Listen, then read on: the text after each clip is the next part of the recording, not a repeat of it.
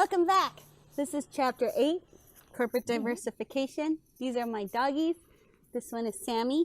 He's really, really naughty. And this one's Petey. Say hi! This is another one of my favorite spots to hang out during quarantine. My little doggies, I get to play with them. And then you get to go play fetch. Go get it! And only one comes back.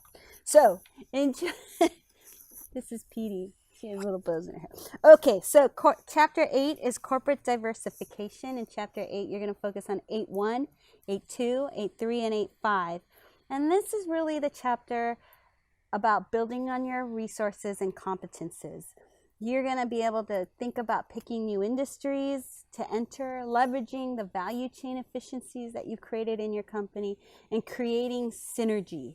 So diversification adds to shareholder value, and you got to think about the 3 tests that enables you to do your corporate diversification.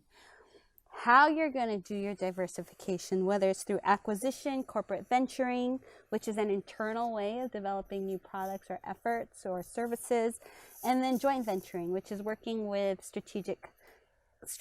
strategically with other companies. You can also think about pursuing industries that are related or unrelated to your current industries and looking for that strategic fit. It's not food, Petey. So you're looking for strategic fit in your value chain, whether that's your supply chain specifically, your technology, your operations or manufacturing, and then you're also going to be looking downstream at sales and marketing, at distribution and customer service.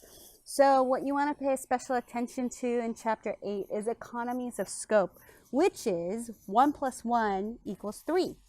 When you have a resources or a capability that you can afford cost reductions from. So there are cost reductions that flow from operating multiple businesses based on some core advantage. So it's based on strategic fit, not size. It's not economies of scale. In 8.3, you'll be reading about unrelated diversification.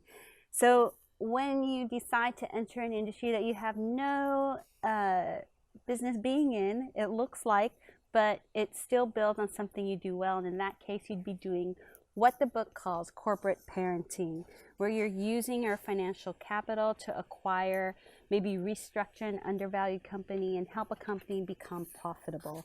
And what you're really trying to do here is build an internal capital market where you can use your cash cows, which are generating lots of profits, and turn cash hogs, which are units that require a lot of resources and cash to build. And what you want to do is build a portfolio of cash cows and cash hogs so that you're acting kind of like a venture capitalist and you're funding new startups.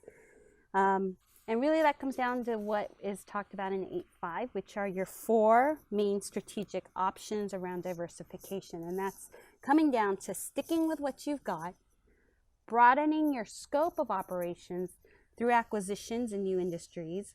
Third is, and here are some important words, divesting and retrenching. Divesting means selling off the units that don't work, and retrenching means moving to a narrower base. So your third option here is divesting and retrenching to a narrower base. And then 4 is just restructuring the whole entity. That's what you're going to focus on in Chapter 8. Corporate diversification, and you'll really get a sense of what's going on with our multinational companies after you get a load of this chapter.